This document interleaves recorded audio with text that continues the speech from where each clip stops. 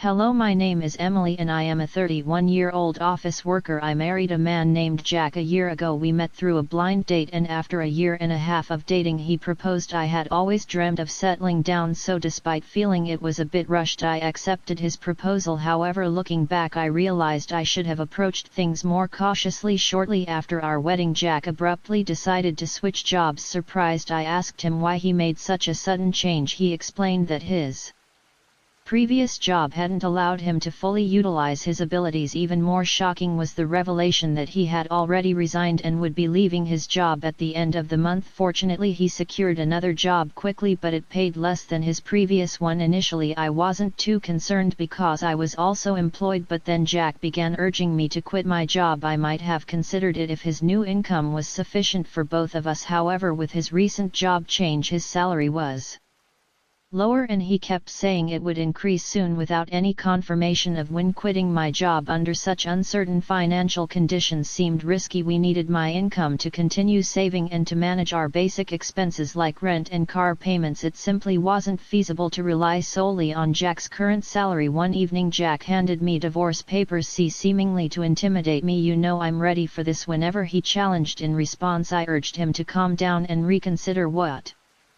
he had just said. Undeterred, Jack got up and retreated to his room. This confrontation left me reflecting on the quick decisions and the unexpected turn my life had taken since meeting Jack. I told Jack I wouldn't quit my job until his salary improved. He seemed to accept this at first, but the topic resurfaced repeatedly. Every time he brought it up I gave him the same steadfast response. Now, a year into our marriage, his salary hadn't budged and he continued to press the issue. "When are you going to quit?" he would ask. Sometimes I was tempted to snap back sarcastically, but I restrained myself, knowing our financial stability depended on my income. If quitting my job was so important to him, I felt he should focus on advancing his career to earn sufficiently. As time went on I began to unravel why Jack was so persistent about me leaving my job. It became clear during our visits to his parents' house. Whenever we were with his mother Linda, Jack would make a show of concern, telling her he wanted to ease her life. Linda would thank him and then Jack would look at me significantly as if nudging me towards resignation. He suggested that his mother needed help, but Linda was far from helpless. She was healthy and active and even worked a part-time job that supported her hobbies and social life. She clearly didn't need me to look after her, yet Jack kept pushing. "If only one of us were home during the day, we could check on Mom daily," he once said. Out of the blue it seemed he envisioned me visiting Linda every day, which sounded overwhelming and unnecessary. I questioned him directly, asking what he expected me to do since Linda was perfectly capable on her own. Jack listed mundane tasks like helping with housework or running errands. It was evident he had ideas about how I could contribute, but none of them seemed to necessitate abandoning my career. This constant cycle of requests and explanations was draining. I needed Jack to understand that while I was happy to support his family when necessary, sacrificing my job without a compelling reason was not a decision I could agree to lightly. "But Linda has her part-time job and spends most of her days out with friends, right?" I pointed out to Jack when he suggested I could handle the housework during the day. His response baffled me. Was he suggesting I become his mother's maid? Jack was very concerned about maintaining a certain image, particularly in front of his parents. If he was so eager to take care of them, why not handle the household chores himself? Despite his insistence, I remained firm in my decision not to quit my job. I also chose not to visit my in-laws on my days off, although I made an effort to see them during major holidays like New Year's. Reflecting on our visits, I noticed a pattern. Jack often delegated tasks to me. He'd ask me to tidy up, assist his mom, or run errands. I resisted these requests. When he suggested I go to the store, I'd retort, "Don't you know this area better than I do?" His reply was always that it wouldn't look right if he did it himself, a rationale I found puzzling and manipulative. It seemed like he was more interested in controlling the situation and projecting an image of familial care than genuinely caring for his parents or me. Over time, my view of Jack shifted. It appeared he was more invested in appearances than affection or respect for me. When I finally confronted him asking why he didn't pitch in or even quit his job to care for his mother, his reaction was telling. He looked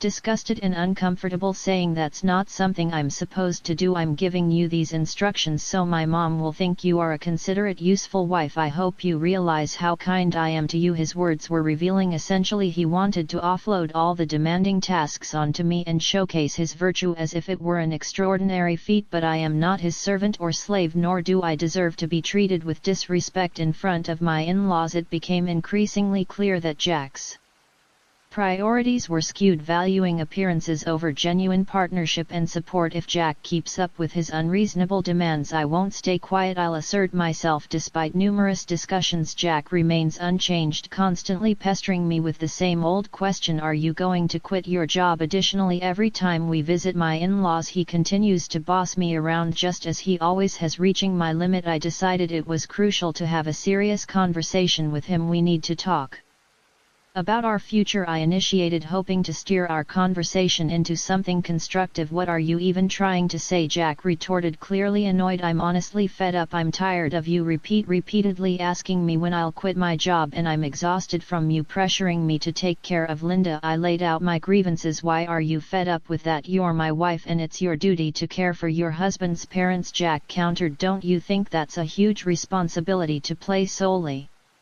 on me? Shouldn't you, as their biological child, be responsible for helping with the housework and taking care of your parents in the first place? I challenged his outdated views. No way, it's the wife's duty to do it. Are you the kind of person who doesn't care about family? Jack accused, visibly upset by my resistance. I'm disappointed to hear you say that, he added, seizing the opportunity to expose the double standard. I asked, then let me ask you this: how have you been taking care of my parents? If I asked you to care for my parents, would you do it then? Jack looked at me blankly, unable to grasp the parallel. What are you saying? Why should a husband take care of his wife's parents? So does that mean you won't take care of my parents now or ever? I pressed, trying to highlight his inconsistency. The husband's parents and wife's parents are completely different, Jack replied, missing the point. What difference does that make anyway? I don't get it, I said, feeling frustrated. I didn't realize you were so clueless. It's like talking to my old boss, I continued, dismayed by his lack of understanding. What are you saying? Jack asked, confused. I'm saying the husband's parents should come first and you should take care of your wife's parents, I replied, trying to emphasize the importance of mutual support and equality in our responsibilities. I had to clarify what I was trying to say, so I exclaimed, so you only prioritize your own family by blood? I'm so disappointed in you. I won't be visiting your parents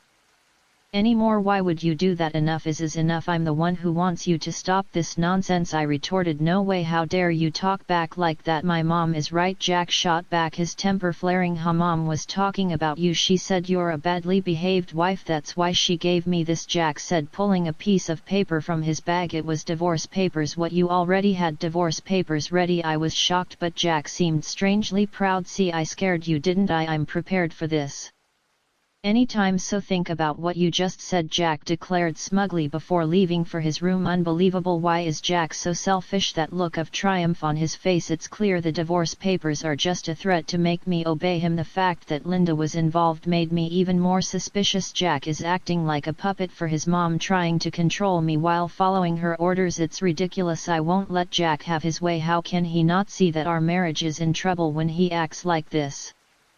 His lack of understanding just annoys me more. Jack had already completed the divorce papers and handed them to me with witnesses including Linda and his friends. This meant I could sign and file them whenever I chose. The next day after Jack went to work, I filled out the divorce papers and submitted them to the city office. As a precaution, I also filed a notice of non-acceptance of the marriage certificate. I called my parents and explained the situation, knowing Jack might threaten to file a marriage certificate on his own. When my parents learned that I had prepared the divorce papers, they were initially shocked but fully supported my decision. Outraged by Jack's behavior, they immediately offered to help me move my belongings. Taking a leave from work, I had my parents come over and we relocated all my things to their house. While Jack was away, I decided to stay with my parents for a while. It was the first time in a long time that I felt truly comfortable and at ease in their home.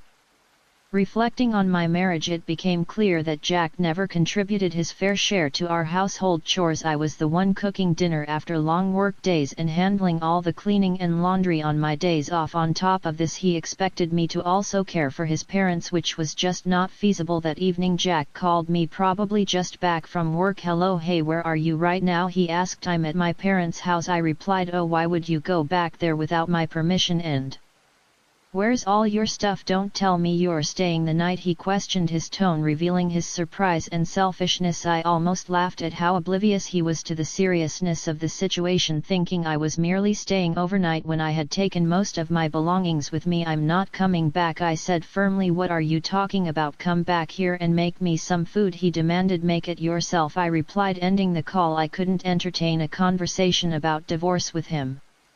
If he continued to behave so dismissively, I decided to wait for him to come to my parents' house and blocked his number to give myself some peace. A week later, Jack showed up at my parents' home accompanied by his parents. They all wore serious expressions as we met in the living room. 3 against 3. "How could you do this? How could you leave without my permission?" Jack demanded, his voice filled with incredulity and accusation. "You were treating me like a housekeeper, Jack. All I ever asked was that you take care of your family responsibilities," I responded, standing my ground. I countered, "That's not true. What kind of wife am I if I don't take care of Jack?" Linda gave me a fierce glare. My father began to tremble with anger, but I quickly stepped in. Jack told me to quit my job and take care of Linda, claiming it was my duty as his wife, yet when it comes to my own family he expects me to handle everything alone. Ultimately, Jack wants obedience and uses me to care for his parents while taking credit for it. That's why he prioritizes his parents over mine. Have you heard Jack say these things?" Linda continued to glare, but Patrick looked confused, indicating he hadn't been aware of this before. "Let me clear the air," Jack said, suddenly bringing up the divorce papers and claiming it was all Linda's idea. "Why would you suggest that?" Patrick asked, clearly surprised. "Oh no, it's because Camilla has an attitude problem," Linda stammered. "And did you say that Camilla's parents aren't a priority?" I pressed. "Well,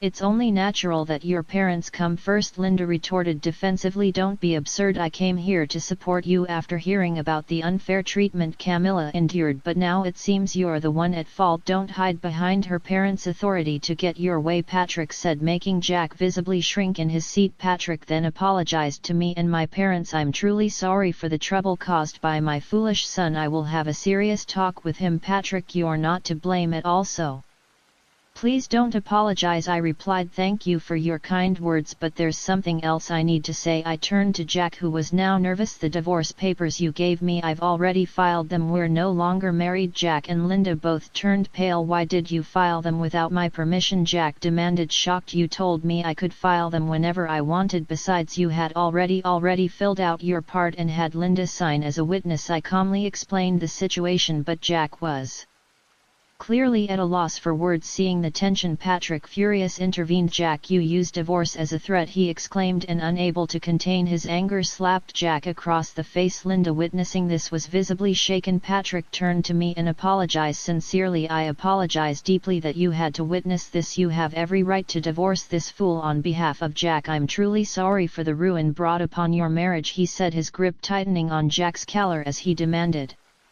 apologies from both Jack and Linda before ushering them out of the house. Later, I thanked Patrick for his intervention. He assured me that all of Jack's assets and property were transferred to me without any hassle. Given my higher income and the effort I had put into managing our household, it was a relief to secure everything from our marriage. I later found out that Patrick had divorced Linda. Clearly disgusted by her actions, one day I ran into a colleague from Jack's old workplace who shared some surprising news. Jack had not been performing well at his job and often received harsh criticism from his boss. In defiance, Jack resigned and switched jobs, which only added to my frustration with him. Rather than taking responsibility for his shortcomings, he blamed others, which likely contributed to his lower pay at the new job. Now I'm relieved to have left him. I've rented a cozy apartment and I'm enjoying living independently. Work is going smoothly and I even received a recent raise. Currently I'm Not interested in relationships and prefer to focus on my career. Jack always cared more about appearances than actual abilities. He maintained a facade at home but failed to improve professionally. Sadly, many spouses use divorce threats as leverage, thinking they're powerful, but it's a big mistake. I hope they realize their folly and find happiness alone. Meanwhile, I'm grateful to have moved on from Jack and look forward to meeting someone special in the future when I'm ready.